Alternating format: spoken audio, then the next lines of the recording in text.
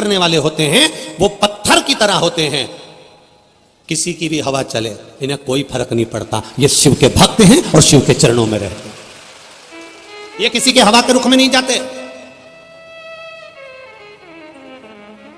जहां थोड़ी बहुत चमक नजर आती है वहां से थोड़े दिन में चमक उड़ जाती है। तुम भी देख लेना, एक सोने की चेन, एक सोने की अंगूठी, एक चांदी का बर्तन, एक तांबे का बर्तन, एक पीतल का बर्तन, एक एल्युमिनियम का बर्तन, एक लोहे का बर्तन, या फिर जाने दो, तुम तो ये बर्तन को भी जाने दो, घर में बहू बच्चे इनको भी देखना, जब आई थी तो कितनी चमक थी,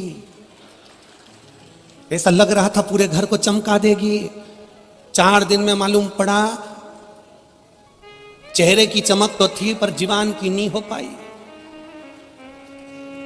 सोने की चेन भी चमक रही थी पर थोड़े दिन में फीकी पड़ गई, चांदी भी चमक रही थी थोड़े दिन में फीकी पड़ गई। चमक पर मत जाना कभी जिंदगी में, बिल्कुल मत जाओ, चमक पर तो जाना ही नहीं। आप जैसे हैं वैसे ही रहना, आपको बदलने की जरूरत नहीं है। आप भगवान के भक्त हो और भक्त ही बनकर रहना, आपको नहीं बदलना है, आपको चमक की ओर नहीं जाना है। दुनिया कितनी भी चमत्कार करे, दुनिया कितनी भी चमक दिखाए, दुनिया कितनी भी चमत्कारों पर चमत्कार दिखाए अपने को, वैसे भी हमने देखा है कानपुर उत्तर प्रदेश के जितने भी लोग हैं, उत्तर प्रदेश साइड के इधर के जितने भी लोग हैं, हमने देखा ये ऐसी कौन सी जरूरत पड़ गई जो उनको उत्तर प्रदेश में बार बार प्रकट होना पड़ा। राम जी उत्तर प्रदेश में आ गए, भगवान कृष्ण उत्तर प्रदेश में आ गए, काशी विश्वनाथ उत्तर प्रदेश में आ गए, बच्चे कुचे थे तो आनंदेश्वर गंगा जी के तट पर आके बैठ गए, हमें तो आश्चर्य होता है, तब यहीं पर आ गए। ये चमक के पीछे भागने वालों में से नहीं है, ये भगवान के पीछे भागते, भगवत चरणारविंद की ओर भागते, ये भगवान की शरणागति की ओर भागते।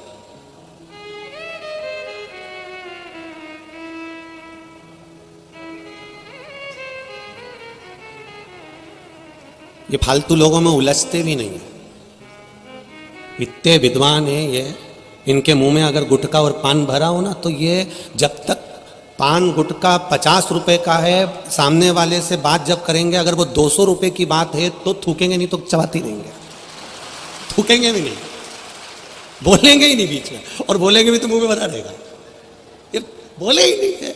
कितना ही इनसे बोल लो साहब काका जी बढ़िया हो आनंद में, नहीं बोलेंगे। 50 रुपए से ऊपर की बात होगी तो बोलेंगे 50 का गुटखा है, नहीं बोलूंगा। जब तक तुम्हारी बात 200 के लेवल की नहीं आएगी तब तक नहीं थूकूंगा, नहीं तो यही फंसा रहेगा। और आप नहीं बोले, वो बात 200 तक पहुंचना चाहिए, जब तक तो नहीं बोलेगा, जब तक खड़ा ही है, सुन रही है, बैठा है, पर नहीं बोलेगा तो नहीं बोलेगा। और जब बात इनकी चलते चलते 200 के पार कर गई तब फिर क्या बोल रहे थे, अब आया उत्तर प्रदेश, अब आया। यहां व्यर्थ में लोग उलझते भी नहीं है। यहाँ का सबसे बड़ा स्नेह है कि यहाँ लोग भक्ति के पीछे भागते हैं, भजन के पीछे भागते हैं, स्मरण के पीछे भागते हैं। इसलिए मेरे रामकृष्ण इस उत्तर प्रदेश की भूमि पर जन्म लेते हैं, भजन के बल पर भागा गया, भजन के पीछे भाग गया। महाराज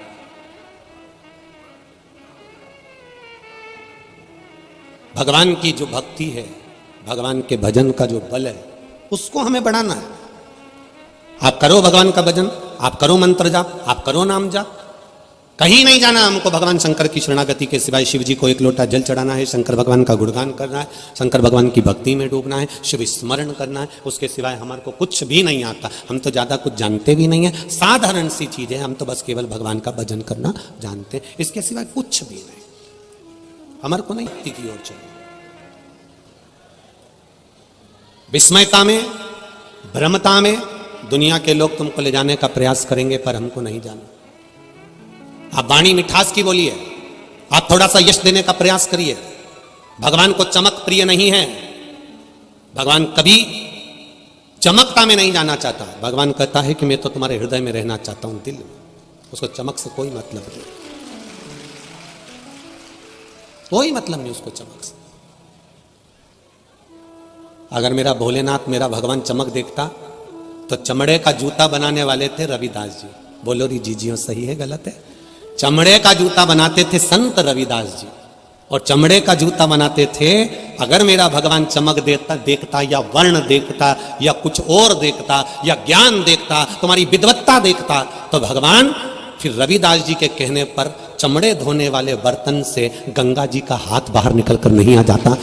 चर्मकार होने के बाद भी उनकी भक्ति का बल प्रबल था, इसलिए भगवान चमक नहीं देखता, भगवान दिल देखता है। संत रविदास जी के लिए प्रकट हो गए, संत तुकाराम जी के लिए प्रकट हो गए, संत नामदेव जी के लिए प्रकट हो गए, कर्माबाई के लिए प्रकट हो गए, मुक्ताबाई के लिए प्रकट हो गए, मीराबाई के लिए प्रकट हो गए। उसने कभी चमक नहीं देखी, उसने तो केवल तुम्हारा दिल देखा है, हृदय देखा है, मन देखा है, चित्त देखा है। उसको चमक से मतलब ही नहीं। चमक तो वो खुद बनाता है, चमक तो वो खुद बनाता है, चमक बनाने में तो वो अग्रण्य है। जब किसी का हाथ पकड़ लेता है ना, उसको चमका देता है, वो फिर भले खड्डे में पड़ा हुआ क्यों ना हो, उसको चमकाने में देरी नहीं लगती, वो खुद चमका देता है। कथा सुनी होगी आप लोगों ने भागवत जी में, भगवान कृष्ण पर मणि चोरी का इल्जाम लगा। बोलो सुनी कि नहीं सुनी रहे? किस किसने सुनी? जरा हाथ उठाओ। सबने सुनी? हाँ, धर्म। भगवान कृष्ण पर मणि चोरी का इल्जाम लगा। ये तुमने भागवत जी में घड़ा सुना, खूब सुना। अब आज भी सुन लो, जितने लोग हैं यहाँ पर, लगभग मेरे हिसाब से तो बाबा की कृपा से आज प्रशासन के लोग कह रहे थे कम से कम 5 लाख से ज्यादा पब्लिक यहाँ पर भरी हुई है। और वास्तवता है आप लोग इतनी संख्या में आए हो कि कॉलोनी में जगह नहीं बची रे दादा, इतनी संख्या में। ये शिव कृपा है, बाबा की कृपा। और जहां जगह मिली है वहीं बैठकर सुन लो। ये मत सोचो कि कहीं हमारे लिए कुछ अच्छी जगह मिल जाए, हम अच्छी जगह, तुम्हें जहां मिल रही है वहां चैन से प्रेम से सुनना। तुम यहाँ जगह देखने नहीं आए हो, यहाँ भोलेनाथ जी के दिल में, और भोलेनाथ जी तुम्हारे दिल में बैठने के लिए। आप हृदय से सुनो कर, जहां मिल जाए जगह वहां बैठो। भगवान पर चोरी का इल्जाम लगा, भगवान मणि ढूंढने के लिए गए। सत्यजीत ने चोरी का इल्जाम लगाया। जामवंत के साथ में युद्ध हुआ, मणि भगवान को मिली।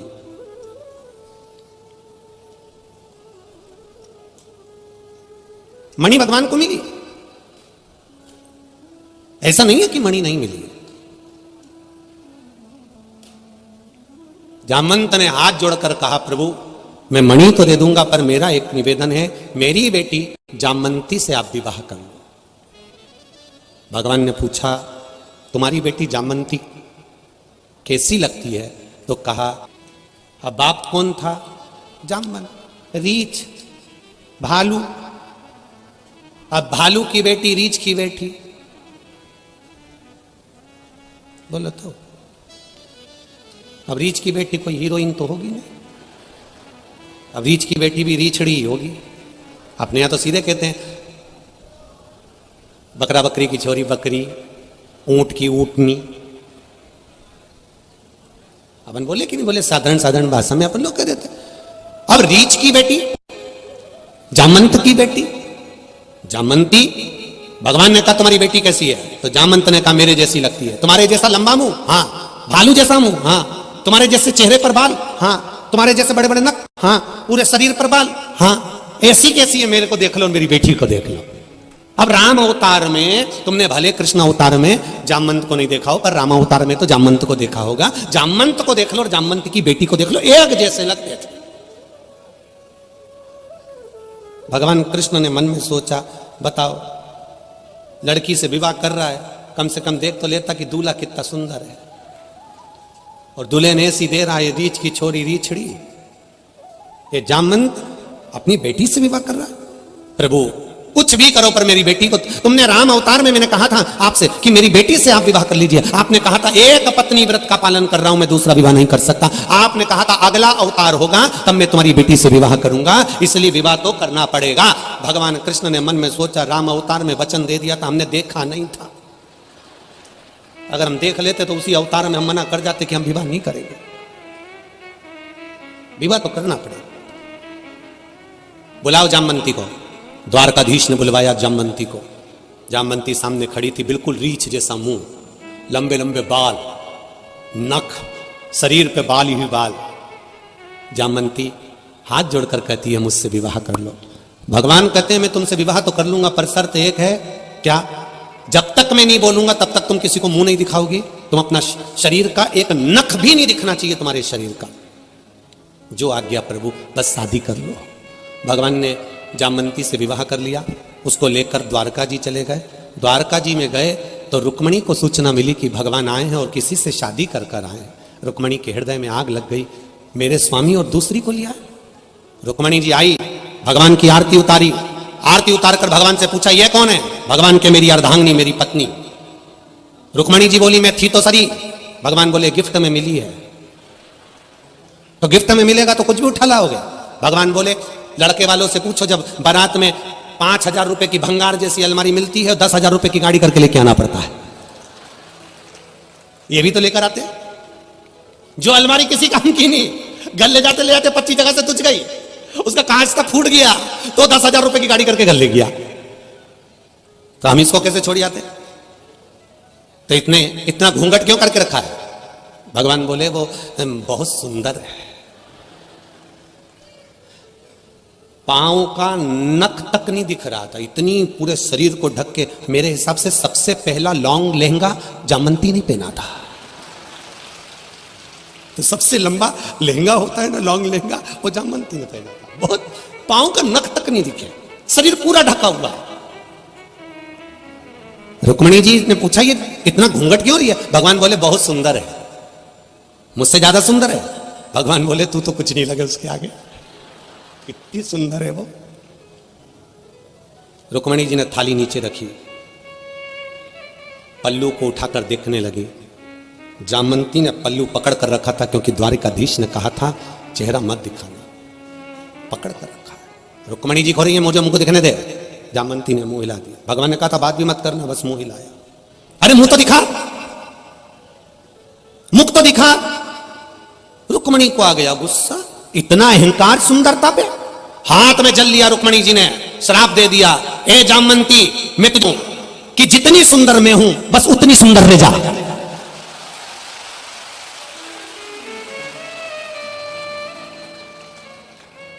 भगवान ने कोनी मार के कहा अब उठा दे, अब उठा के घूंघट। और जो रुक्मणी जी के सामने जामवंती ने अपना घूंघट उठाया, जामवंती रुक्मणी जैसी सुंदर हो गई। भगवान के चरण पकड़ लिए कि तू चमक से दूर रहता है पर कंकर को भी चमकदार बना देता है, तू है वो मेरा परमात्मा है, वो मेरा द्वारिकानाथ, मेरा भोलेनाथ, मेरा विश्वनाथ, मेरा गोवर्धननाथ, मेरा शिव, मेरा राम, मेरा कृष्ण है, जो कंकर को भी चमकाकर हीरा बना देता है। एक साधारण से घोड़े पर से उठाकर उसको भी कहीं ऊंचे सिंहासन पर बिठा देता है। और ये तो मेरा शंकर है जो चमक से मतलब नहीं रखता, वो केवल तुम्हारे हृदय से मतलब रखता है। आप दिल से एक बार भगवान के हो जाओ, वो तुम्हें कब चमका देगा, किस तरह से चमकाएगा वो ही जान सकता है, उसके सिवा कोई नहीं। एक पत्र आया, पत्र एक तो बहुत सारे दीजिए।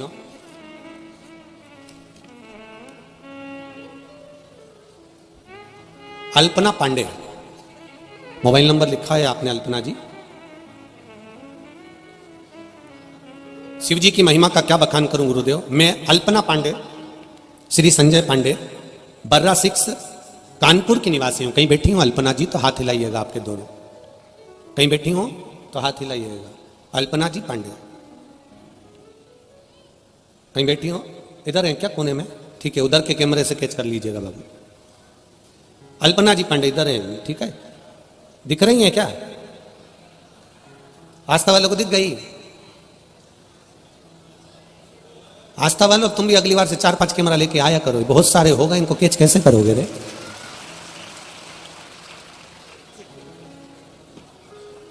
अल्पना जी पांडे, मैं अल्पना पांडे, श्री संजय पांडे, बर्रा 6 कानपुर की निवासी हूं। शिव जी की कृपा का क्या बखान करूं गुरुदेव, मैं क्या वर्णन करूं गुरुजी। मेरे पति बहुत पहले से ही हृदय रक्तचाप एवं शुगर से, मधुमेह से रोगी थे, परंतु अचानक इस वर्ष मई के महीने में उनकी तबीयत बहुत खराब हो गई। तो मैंने तुरंत डॉक्टर को दिखाया, तो उन्होंने किडनी की जांच करवाने के लिए बोला। जांच करवाने पर रिपोर्ट में किडनी में एक किडनी 100% तक खराब हो गई और दूसरी किडनी 70% खराब हो गई। हम बहुत परेशान हुए तथा उन्हें तुरंत एडमिट करवाया तथा इलाज शुरू किया। तब भी उनकी तबीयत रिपोर्ट कोई सुधार नहीं हुआ। तत्पश्चात मेरी छोटी बहन ने मुझे शिव पुराण सुनने का बोला, पशुपतिनाथ का व्रत करने के लिए बोला। मेरी छोटी बहन सीहोर गई और वहां से कंकर लाकर दिया, क्योंकि आप कहते हैं कंकर शंकर है सीहोर का। कुबेरेश्वर बाबा का कंकर शंकर लेकर आई। उस कंकर को ही हम रुद्राक्ष मानकर उसको जल में गलाते और शिव जी को मानकर वो पानी शंकर जी का आनंद लेकर हम हमारे पति को थोड़ा सा दे देते हैं। गुरु जी उनकी बात मानकर आज भी रुद्राक्ष के जल को मैं पीते हैं वो, और उनके साथ मैंने एक लोटा जल बेलपत्री शिव जी को चढ़ाना प्रारंभ कर दिया। बाबा की कृपा से बेलपत्री भी ग्रहण कराती हूँ, शिव जी का जल भी उनको देती हूँ। श्री शिवाय नमस्तुभ्यम का जाप किया। पहले दिन जैसे मैंने पशुपति व्रत रखा और उसी दिन उनकी चौथी रिपोर्ट आई, जिसमें उनकी बाबा की कृपा से एक किडनी जो 100% तक डैमेज थी वो पूरी ठीक हो चुकी थी, और दूसरी किडनी जिसको डॉक्टर कह रहे थे कि ये 70% काम कर रही है, अब वो 75% ठीक हो चुकी है। ये शिव की कृपा है। ये पत्र बैठिए, अल्पना जी पंडित, शिव का गुणगान करिए, भगवान शिव का भजन करिए। आप उसकी भक्ति में जितना डूबेंगे वो आपको पकड़ लेगा, आपका हाथ पकड़कर तार देगा। दुनिया कितनी भी चमक दिखाए, चमक की ओर ना जाकर भगवान का पथ पकड़िए। और जिसने भगवान का पथ पकड़ लिया, जिसने भगवान की शरणागति पकड़ ली, जिसने भगवान के चरण पकड़ लिए, फिर उसको किसी के चरण पकड़ने की जरूरत नहीं पड़ी। एक का चरण अगर पकड़ा है तो फिर किसी की भी जरूरत हमें नहीं पड़ी। कोई कितना भी कह दे कि वहां चमत्कार हो रहा है, आप मत जाइए। आप पहले, सबसे पहले भगवान के मंदिर, अपने पास में जो शंकर का मंदिर है वहां जाइए। दुख आया है, एक बहू पूना में रहती है, मुंबई में रहती है, एक बहू दिल्ली में रहती है, और एक बहू तुम्हारे पास में रहती है। तुम्हारी तबीयत खराब होगी, पूना वाली, मुंबई वाली, दिल्ली वाली की पास में रहने वाली कौन सी पहले आएगी? बोलो बोलो, जम के बोलो। जो पास में रह रही है। दूर के ढोल सुहावने हैं। पूना मुंबई वाली तो 4 दिन के लिए तुम्हारे यहां आएगी, मम्मी जी कहेगी दिवाली पे, और अंगूठी लेके चली जाएगी। और सास को लगेगा मेरी बहू बहुत चाहती है मुझे। दूर के ढोल सुहावने, निवेदन है, दूर से आई है, केवल दिवाली पर 8-15 दिन पति भी सिखा के लाया है, तो चुप रहना, तेरे पांव पड़ू, हाथ जोड़ू। 15 दिन तो रहना है, टिकट कराएंगे, अपन चल देंगे, बस मम्मी के आगे पीछे रहना, पापा को जय जय श्री राधे कहते रहना, उनको चाय बना कर देते रहना, उनको आगे आगे काम करते रहना। बाहर से आई और उसने खूब सेवा करी, सास को लगा इसके बराबर कोई नहीं है। मेरा निवेदन है सासुओं से, 2 महीने के लिए चले जा पूना।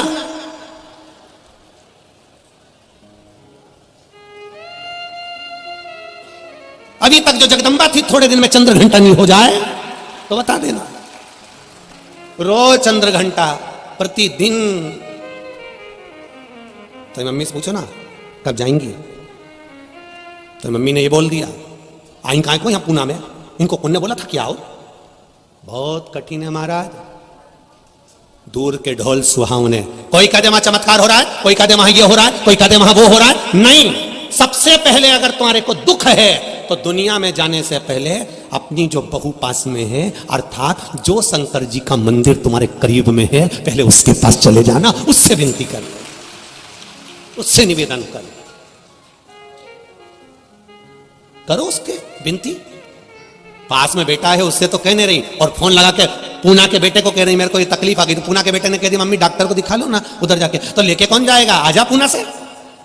अगर ये बात तू साथ में रहने वाले बेटे से कहती बेटा मेरे शरीर में कष्ट है, तो बेटा कहता मम्मी मैं अभी चलता हूं, थोड़ी देर में मैं आ रहा हूं, तुम चिंता मत करो, मैं दिखा लाऊंगा। बेटा खुद लेकर जाता, नौकर को भेजता, चाकर को भेजता, किसी को भेजता, पत्नी को कहता, पर दिखा कर लाता। पर तुमने दूसरे को आस जताकर कि वो मुझे कर देगा, तो उसने फोन किसको लगाया, बेटे को। बेटे ने कहा मम्मी ने तुझसे कहा भैया तुझसे कहा, ये बात मुझसे मां बोल देती, मैं दिखा लेता। मतलब मुझे तो नीचा दिखा दिया कि मैं कुछ नहीं कर सकता। आपके पास में जो रह रहा है, आपके करीब में जो रह रहा है, जो शंकर भगवान का मंदिर तुम्हारे नजदीक में है, जो शिवालय तुम्हारे पास में है, जो शंकर भगवान का शिवालय तुम्हारे नजदीक में है, जो बेलपत्री का पेड़ तुम्हारे पास में है, जो पीपल का वृक्ष तुम्हारे पास में है, जो आंवले का वृक्ष तुम्हारे पास में है, जो शंकर का शिवालय तुम्हारे पास में है, सारी दुनिया में जाने से पहले तुम्हारे करीब के शंकर भगवान के मंदिर में पहुंचो। उसको हल्के में मत लो। शिव मंदिर वहीं बनता है जहां शिव चाहता है।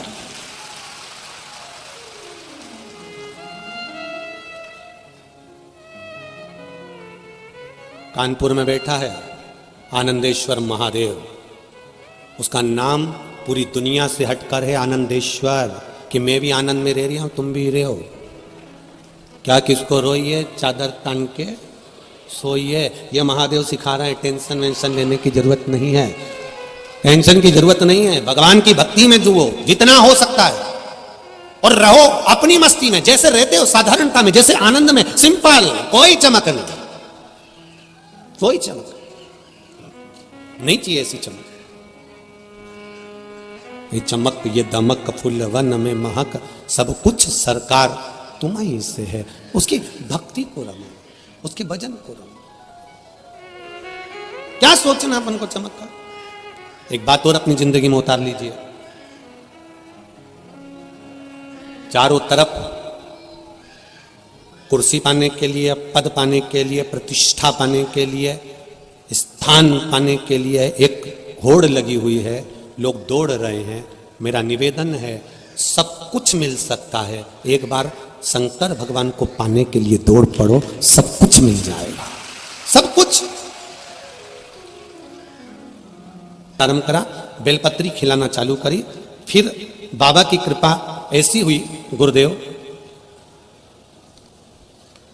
भगवान शंकर की शिव महापुराण की कथा मम्मी को सुनाना प्रारंभ कर दिया। बाबा की 46,000 रुपए की टेबलेट भी हम लोगों ने जैसे तैसे मंगवा ली और देने के लिए आतुर हुए। पर बाबा की कृपा ऐसी हुई गुरुदेव, दूसरी जब रिपोर्ट आई तो डॉक्टर मेरे पिताजी ने मुझे फोन कर कर बोला कि बेटा दूसरी जो रिपोर्ट आई है उसमें जो 3 गांठें थी, एक भी गांठ कैंसर की नहीं रही, सारी गांठ समाप्त हो गई। उसकी जांच ये भेजी है, फोटो भी भेजे हैं, जांच की रिपोर्ट भी भेजी है, जिसमें पहले कैंसर बताया गया था, वो भी आप टीवी पर देख सकते हैं। उसमें गठाने निश्चित बताई गई और बाद में गठाने गायब भी हुई, वो भी कैंसर की रिपोर्ट में बढ़नी थी। एक रिपोर्ट में कैंसर है और दूसरी वाली में कैंसर गायब। ये शिव है, आपका विश्वास, आपकी जागरूकता। एक पत्र और बड़ा सुनो,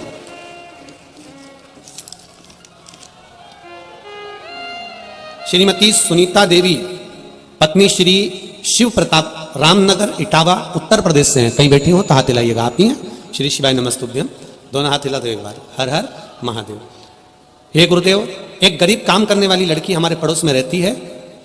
15 दिन पहले अचानक उसकी तबीयत खराब हो गई। डॉक्टरों ने अल्ट्रासाउंड कराया तो उसके लीवर में 42 mm का फोड़ा हो गया।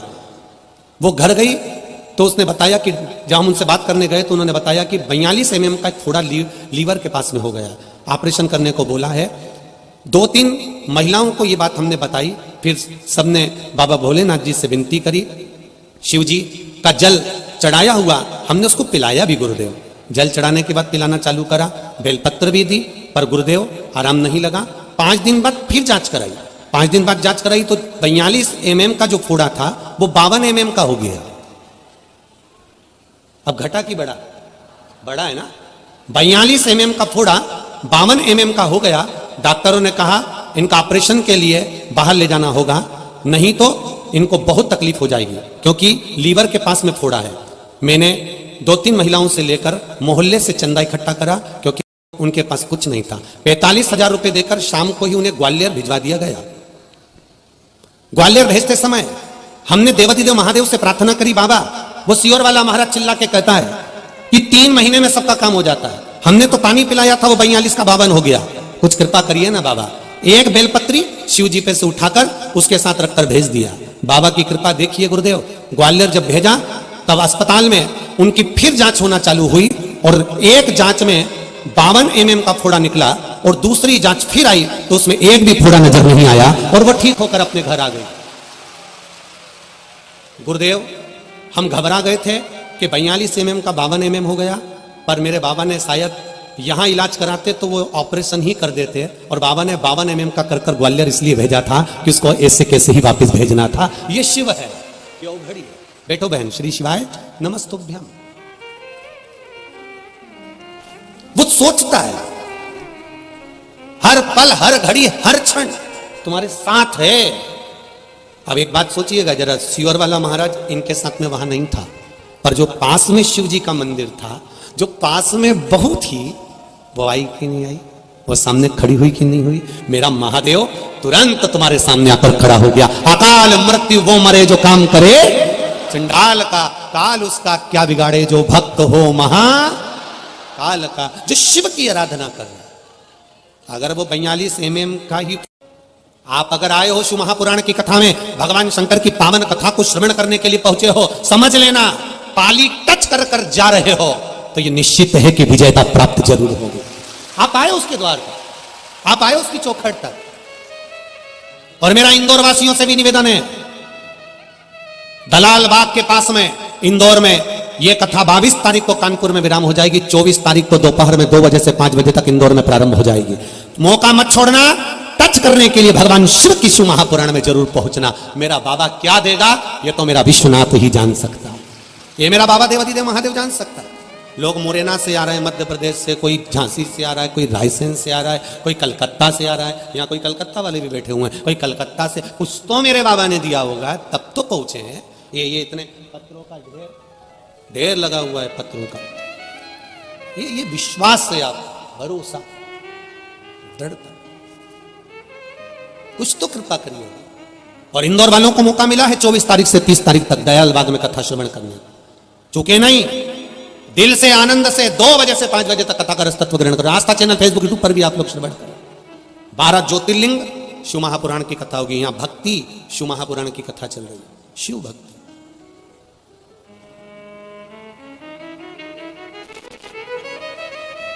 पर अब एक निवेदन आप सबसे है, जो रात्रि को रुकने वाले आते हैं उनसे निवेदन है, अपने साथ में ओढ़ने का जरा कम्बल वम्बल थोड़ा मोटा लेके चलो, ठंड पड़ने लगी है, उसका ध्यान रखकर चलिए। आप लोग आते हो मना नहीं, पर थोड़ा सा ओढ़ने का जो कम्बल वगैरह है वो थोड़ा मोटा लेकर चले, जिससे आप लोगों को ठंड ना लगे, उसका विशेष ध्यान। भगवान की अविरल भक्ति, बेटो अभी देह मुका, भगवान की अविरल भक्ति को धारण, जिस भक्ति का बल प्रबल,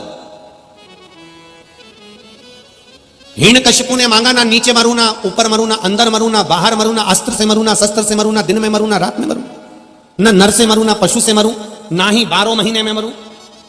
धर्म पत्नी गर्भ से थी और नारद जी ने उनको ज्ञान उपदेश दे दिया, गर्भवती नारी को भगवान का भजन करना चाहिए, ये हमारा शास्त्र कह रहा, ये शास्त्र कह रहा। पर आज के जमाने में डॉक्टर कह देते हैं बेड रेस्ट, दिन भर पलंग पे पड़ी रहो और नाटक देखती रहो। औलाद भी जो पैदा हुई वो आते से ही नाटक करना चालू कर देती है, वो भी नाटक करती है। गोदी में रखो तो चुप, जमीन पे सुलाओ तो पे पे करे, ये नाटक नहीं तो क्या। फिर बूढ़ी बूढ़ी माताएं भी कहने में पीछे नहीं हटती, वो भी कह देती हमारी भी 4-4 5-5 औलाद थी री बहू, खिला दो पिला दो पटक दो खेलती रहे, तूने अनोखी औलाद पैदा करी, धन्य है ऐसी औलाद पैदा करी। फिर माताएं भी कह देती, कहने में कोई चुकता क्या। करो भजन, करना चाहिए, उसमें कोई विशेष। पर गर्भ में बच्चा हो, गर्भ में संतान हो, गर्भ में अगर औलाद है, गर्भ में अगर संतान है, तो भजन, शिव का भजन। एक माता ने अपने एक प्रश्न को लिखा था कल के पत्र में, पत्र शायद पीछे होंगे, आप लोग बाद में पढ़ सकते हैं। पत्र में एक माता ने प्रश्न लिखा था, क्या नारी भगवान शंकर के शिवलिंग का निर्माण कर सकती है पूजन शिवलिंग बनाकर? तो हम तो हमेशा कहते आए, हमने हमेशा आपसे कहा है कि शिवलिंग का निर्माण कोई भी कर सकता, यह जरूरी नहीं कि ब्राह्मण ही शिवलिंग बनाएगा, क्षत्रिय ही शिवलिंग बनाएगा, वैश्य ही बनाएगा, शूद्र ही बनाएगा, या पुरुष ही बनाएगा, या नारी ही बनाएगी, कोई भी।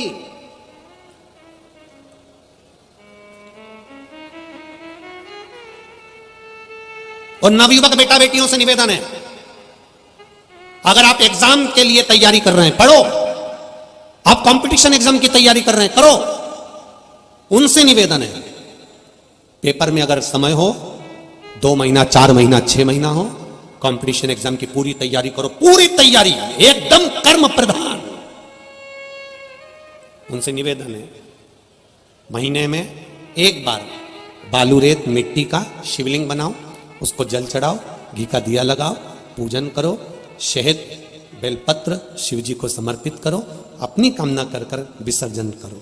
2-4 महीने जब तक एग्जाम नहीं आते, महीने में केवल एक दिन भी अगर आप मेरे देवाधिदेव महादेव को दे रहे हैं, उतने में ही मेरा बाबा कृपा कर देगा। निश्चित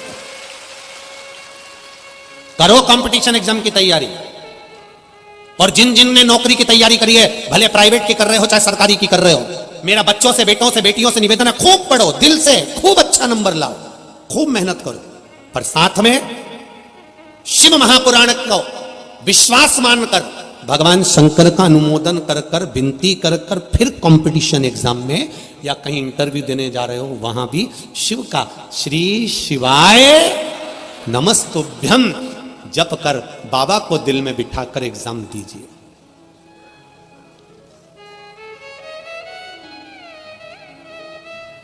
ये जो चतुर जो माताएं होती है ना, ये अपने बच्चों को स्कूल के टीचर के पास में ही ट्यूशन भेजती हैं।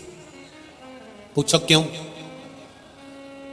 हम बोले उससे अच्छा तुम ही बोल दो। क्यों? स्कूल के टीचर के पास में ट्यूशन भेजती हैं। और स्कूल के टीचर के पास में ट्यूशन इसलिए भेजती हैं कि जब बच्चे का एग्जाम का समय आएगा, बोलो री जी हो, एग्जाम का समय आएगा, तब ये स्कूल की जो टीचर है वो थोड़ा देख लेगी। अब बच्चा एग्जाम दे रहा है, जिसके पास उसने ट्यूशन पढ़ी है, वो टीचर घूम रहा है। टीचर जब घूम रहा है और टीचर जब इधर से उधर घूम रहा है, और महाराज जब टीचर इधर से उधर घूम रहा है तो बच्चे को लगता है कि मैंने इन्हीं के पास ट्यूशन पढ़ी है, मेरे सर मुझे बताएंगे, मेरे टीचर मुझे दिखाएंगे, कुछ बता देंगे। और टीचर एग्जाम के उस कक्ष में अपने स्टूडेंट को कुछ नहीं बताता है। ये टीचर की मर्यादा है, बताता नहीं है, उसकी मर्यादा में रहता है। एग्जाम दो तुम, एग्जाम तुम दीजिए, और टीचर एक बात जरूर कह देता है, तो चिंता मत कर, एग्जाम दे, लिख पढ़, चिंता मत कर, रिजल्ट बनाना मेरे हाथ में है। उसी तरह देवाधिदेव महादेव कहते खूब पढ़ाई करो, दिल से पढ़ो, दिल से आगे बढ़ो, खूब पढ़ो, पर शंकर भगवान पर विश्वास, भरोसा, दृढ़ रखना, क्योंकि रिजल्ट बनाना देवाधिदेव महादेव के हाथ में। पढ़ो, खूब पढ़ो। प्रहलाद का जन्म हुआ माता के गर्भ से, देवऋषि नारद ने ज्ञान उपदेश दिया। वो ज्ञान इतना प्रबल था देवऋषि नारद का दिया हुआ कि गर्भ से जो बालक हुआ, उसने आते से भगवान के नाम का आह्लाद करा और उसका नाम प्रहलाद हो गया। ले गए, हिरण्यकशिपु को मालूम पड़ा, घर लेकर गए, पर गर्भ का ज्ञान प्रबल ज्ञान था, बहुत प्रबल ज्ञान, खूब पढ़ा। और मेरा निवेदन है, शुगर की बीमारी, मधुमेह की बीमारी पिता को होती है तो बेटे को आ जाती है। बोलो री जी सही है कि गलत है? बाप को होती है तो बच्चों को आ जाती है। जब शुगर की बीमारी बाप को है तो बेटे को आ गई, बाप को है तो बेटी को आ गई। पर एक बात समझ में नहीं आती कि पिता इतना धर्मात्मा है, इतना पुण्यात्मा है, तो फिर इस पुण्य आत्मा के जैसा हृदय ये छोरे में क्यों नहीं आया है? बीमारी आ सकती है, उसको शुगर थी तो इसको भी आ गई, उसको मधुमेह था तो इसको भी मधुमेह आ गया। डॉक्टर भी पूछते हैं तुम्हारे पिताजी को शुगर थी क्या? हाँ साहब उनको शुगर थी, तो तुमको भी है, थोड़ा ना थोड़ा अंश है।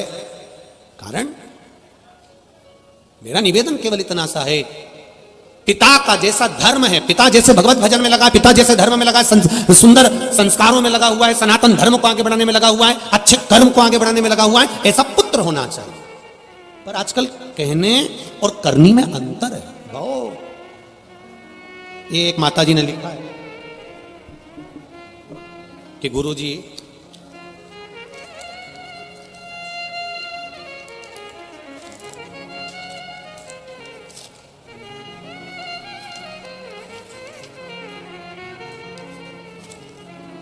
प्रीति त्रिपाठी निराला नगर कानपुर से, इन्होंने लिखा है, सब पढ़ना जरा अच्छे से। गाय के लिए गुरुदेव 2 वचन कह दीजिए जिससे गौ माता की रक्षा हो सके, उसके लिए प्रीति त्रिपाठी ने लिखा है। अब बेटा प्रीति त्रिपाठी, आपके चरणों को मैं नमन करता हूं, प्रणाम करता हूं। आपके संस्कार हैं, आपके संस्कार हैं। आपने बोला गौ माता के लिए बोला, हमें गौ माता के लिए बोलने में कोई परेशानी नहीं, पर दुख केवल एक है हमारे हृदय में। इतना गौ माता पे प्रवचन देते हैं, इतनी सीख देते हैं, गाय को ऐसे रखो वैसे रखो, जरा सी बात में गाय का नाम आता है और आग बबूला हो जाते हैं, जरा सी देर में गौ माता के लिए टूटमान हो जाते हैं। मेरा केवल इतना सा निवेदन है, अगर आस्था चैनल के माध्यम से, फेसबुक यूट्यूब के माध्यम से और इस कथा पंडाल के माध्यम से अगर आप सुन रहे हैं, तो निवेदन केवल इतना करूंगा कि जो लोग इतना प्रवचन देते हैं गाय के लिए, इतना कहते हैं, गाय को रखने की सीख देते हैं, जरा जरा सी बात में गाय के लिए दौड़ पड़ते हैं, उनसे भी मेरा केवल इतना सा निवेदन है, कम से कम एक गाय अपने घर में तुम भी रखो रे। कम से कम गाय की सेवा करोगे तो गौ माता बचना प्रारंभ हो जाएगी। हम केवल मंचों से ना बोलें, हम केवल प्रवचन में ना बोलें, हम केवल जरा सी गाय बात निकली और जरा से उसमें हम टूटमान हो रहे हैं। तो हमारे को फर्ज बनता है कि रोड पर चल रही गाय जो कट रही है, पड़ी हुई हैं, जिनको भोजन तक नहीं मिल रहा, उसकी जवाबदारी हमारी खुद की होना चाहिए कि हम उस गौ माता को स्वयं लेकर आए, उसकी सेवा करें, उसकी चाकरी करें, उसको संभालें।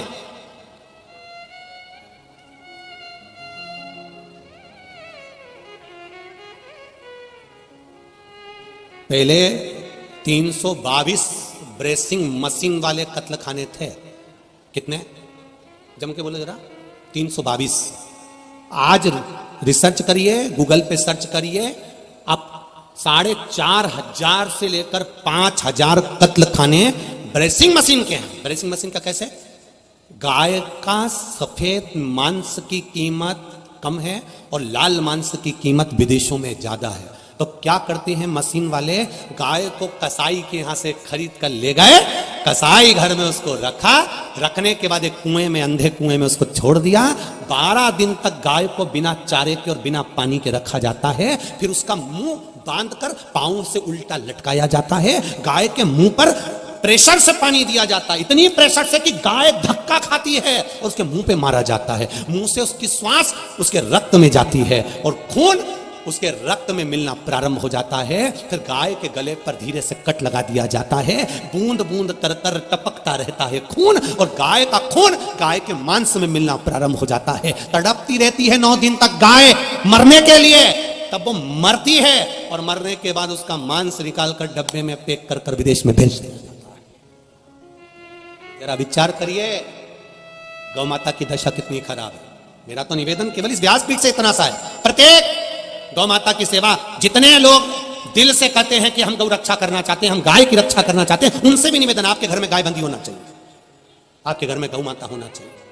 आप गौ माता की सेवा में लीन रहो। ज्यादा नहीं रख सकते, 1 रखो, 2 नहीं रख सकते तो 1 की सेवा करो। जितनी सेवा बन सकती है उतनी करो। बड़ी प्रसन्नता होती है पथमेड़ा गौशाला को जब हम देखते हैं, राजस्थान की पथमेड़ा वाले महाराज जी ने कितनी सुंदर व्यवस्था से संभाल रखा है उसको। बड़ी प्रसन्नता होती है, आनंदता होता है। करो सेवा। प्रहलाद जी महाराज का चरित्र कर रहा है, प्रहलाद जी महाराज का सुंदर भाव कर रहा है, भगवान की विरल भक्ति कर रही है। हिरण्यकशिपु ने प्रहलाद को जगह जगह मरवाने का विचार करा पर नहीं मर पाया, क्योंकि उसको मेरे महादेव ने, मेरे भगवान ने उसको रख रखा था। कई लोग कहते हैं किसी ने हमारा बुरा कर दिया, किसी ने हमारी दुकान बांध दी, किसी ने हमारे ऊपर टोना कर दिया, किसी ने हमारे ऊपर टोटका कर दिया, किसी ने हमारे ऊपर ये कर दिया, हमारा व्यापार नहीं चल रहा, हमारा ये नहीं चल रहा, हमारे ऊपर ऐसा कर दिया कि हम बीमार हो गए। किसी की सामर्थ्यता नहीं कि कोई तुम पे टोना कर दे। अगर टोना करने वाले होते तो सबसे पहले मोदी पे ही करते। अगर होते तो सबसे पहले उस पे ही करते। तुम तो इतने फेमस भी नहीं हो कि तुम फिर कहीं का टोना कर दे। अरे भाई, ये हमारा भ्रम है कि कोई हमें बर्बाद कर रहा है, ये हमारा भ्रम है कि हमारी दुकान नहीं चल रही, किसी ने टोना कर दिया होगा, किसी ने टोटका कर दिया होगा। ये भ्रम में, ये अंधविश्वास में ये जीना बंद कर दो। ये अंधविश्वास में जीना बंद कर दो कि किसने टोना कर दिया होगा, किसने टोटका कर दिया होगा, किसने ये कर दिया होगा। ये अंधविश्वास है जिस पर तुम जी रहे हो। कोई किसी पर कुछ नहीं कर सकता। करने वाले होते तो अंबानी को छोड़ देते, मोदी को छोड़ देते, जो ऊंचे ऊंचे पद पर हैं। सबसे पहले दूसरे लोग इन्हीं को पकड़ते और टोना करवा के निपटा देते, पर किसकी सामर्थ्य था। अंधविश्वास में जितना फंसोगे उतने फंसते चले जाओगे, अंधविश्वास में जितना डूबोगे उतने डूबते चले जाओगे। किसी की सामर्थ्यता नहीं कोई तुम्हारा बुरा कर दे। बस एक संबंध बनाकर रखो, वो शमशान वाले से। जब शमशान वाला तुम्हारे घर में होगा शिवलिंग के रूप में, तो किसी की सामर्थ्यता नहीं कि कोई कुछ कर दे। जिसके घर में भगवान शंकर का शिवलिंग विराजमान होता है, जिसके घर में भगवान शंकर के लिए एक लोटा जल प्रतिदिन निकलता है, जिसके घर में भगवान शंकर को रोज एक बेलपत्र चढ़ती है। शिव जी के मंदिर में घर का कोई एक व्यक्ति भी अगर जाता है और शंकर के मंदिर से वापिस आता है, तो घर में भगवान शंकर के रज हमारे घर में आती है, तो किसी की सामर्थ्यता नहीं कि कोई टोना कर सके, किसी की सामर्थ्यता नहीं। अंधविश्वास में जीना बंद करो, अंधविश्वास मत रखिए कि कोई कुछ कर देगा। भजन करो, भजन का बल बढ़ाइए। कुछ नहीं, भजन। प्रहलाद को खोलते हुए तेल में डाल दिया, कुछ नहीं हुआ। अग्नि में पटक दिया, कुछ नहीं। पहाड़ से नीचे फेंक दिया, कुछ नहीं। अंत में कहा भगवान है। खंबे में से भगवान प्रकट हो गया, प्रहलाद को बचा लिया, हिरण्यकशिपु को मार दिया। अब यहां तक की कथा तो भागवत में थी, पर शिव जी का एक रूप शिव महापुराण में यहां पर प्रकट हो रहा है, जिसको श्रंभेश्वर महादेव कहा गया है। कौन से महादेव? जम के बोलो जरा। श्रंभेश्वर महादेव। अब एक रूप प्रकट हुआ।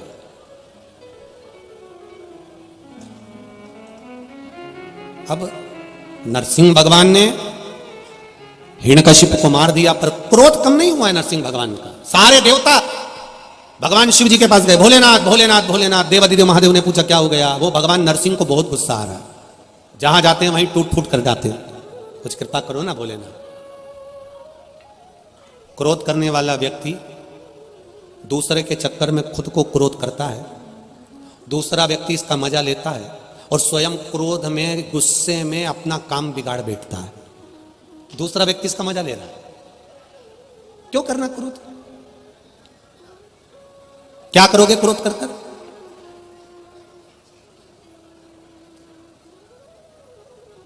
जिस समय क्रोध आए थोड़ी देर भगवान की भक्ति का रसतत्व ग्रहण करो। शिव मंदिर पहुंच गए, भगवान शंकर का गुणगान करा, स्मरण करा।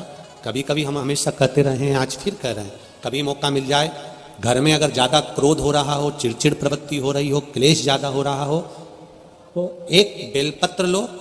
इस बेलपत्र को शंकर भगवान के शिवलिंग पर चढ़ा दो। 5 जगह पर जल चढ़ाना प्रारंभ कर दो। जैसे ये शिवलिंग है, ये जलाधारी है, जलाधारी के बीच में अशोक सुंदरी है, राइट में गणेश, लेफ्ट में कार्तिकेय हैं। जहां पर शिवलिंग रखा हुआ है वो पार्वती जी का स्थान है। ये शिवलिंग ऊपर से जो बूंद बूंद पानी जलाधारी से टपक रहा है, वो शंकर भगवान की 5 लड़कियां हैं, जया, विषहरा, शामरीवारी, दौतली, देव। 5 जगह पर जल चढ़ाना प्रारंभ कर दो। अगर ज्यादा घर में क्लेश हो रहा है, गुस्सा आ रहा है, सब चिड़चिड़ कर रहे हैं, एक बेलपत्री चढ़ाओ, जल भर कर ले गए शिव जी के मंदिर। पहले अशोक सुंदरी पर चढ़ाइए, फिर गणेश जी पर चढ़ाइए, कार्तिकेय पर चढ़ाइए, इसके बाद में जलाधारी पर चढ़ाइए, फिर जल शिव जी पर चढ़ा दो अपने मन का भाव रखकर। 5 मिनट बैठ गए, शिव मंदिर में शंकर भगवान के शिवलिंग का स्पर्श करा। स्पर्श कर कर वही हाथ को लेकर अपने घर पर आ गए। दिल्ली में प्रवेश करते हुए कहीं हाथ लगा भी दिया, क्योंकि ये तो बल है मेरे शिव का, आप अंदर प्रवेश कर जाओ। ज्यादा से ज्यादा 8 से 9 मिनट लगता है। घर में कितना भी क्लेश चल रहा होता है, अपने आप 9 मिनट 10 मिनट के अंदर शांत हो जाता है। क्रोध की शांति भी मेरा शिव है, उसका भजन।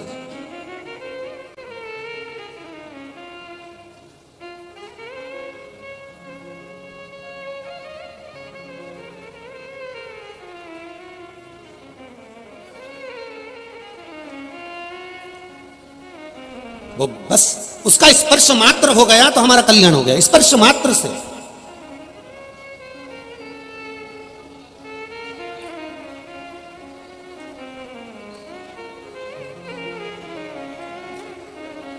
वो कहे महाराज आनंद से रह रहे हैं, पर नरसिंह भगवान का क्रोध शांत नहीं। तब देवताओं ने भगवान शिव जी से विनती करी, निवेदन करा, भोलेनाथ कृपा करो। ये नरसिंह भगवान तो गुस्से पर गुस्सा करे जा रहे हैं, क्रोध पर क्रोध करे जा रहे हैं, और इन्होंने बहुत उपद्रव मचा कर रखा। सारे देवता घबरा रहे हैं। आप करुणा करिए, आप कृपा करिए। भगवान शिव जी ने कहा कि नरसिंह भगवान को उठाकर मैं बद्रिकाश्रम की अलखनंदा नदी में छोड़ देता हूं, पर बात इतनी है कि उसमें आप सबका सहयोग चाहिए। एक बात बहुत अच्छी से याद रखिएगा, कभी यह मत सोचना कि अकेले रहोगे तो खुश रहोगे, परिवार के साथ में रहोगे तो ज्यादा खुश रहोगे, क्योंकि परिवार की एकता में जो आनंद है वो दुनिया में कहीं आनंद नहीं। संगठित रहिए, संगठन में रहिए। जो संगठित रहता है उसको कोई तोड़ नहीं सकता। एक अकेली लकड़ी को कोई भी तोड़ देगा, पर 10-12 लकड़ी एक साथ में होगी तो तोड़ने में दम चाहिए। संगठन में रहने में, संगठित रहने में जो आनंद है वो कहीं नहीं है। हम एक बात हमेशा कथा में कहते रहते हैं, आज फिर कह रहे हैं, हफ्ते में एक दिन ऐसा नियम बनाओ कि अपने परिवार के साथ में बैठकर, माता पिता कुटुंब कबीला जो भी अपने घर में, जो एक घर में जितने लोग रह रहे हैं, चाहे वो बच्चे हों, आप हों, पत्नी हो, बेटा बेटी जो भी हो, आपके घर में जितने भी लोग अपने घर में रह रहे हैं, उन सबके साथ एक साथ बैठकर भोजन करो। हम ये नहीं करें कि एक ही थाली में भोजन करो, सब अपनी थाली लगाओ, पर एक साथ बैठो और एक साथ भोजन करो, जिससे अपने मन के भाव केंद्रित।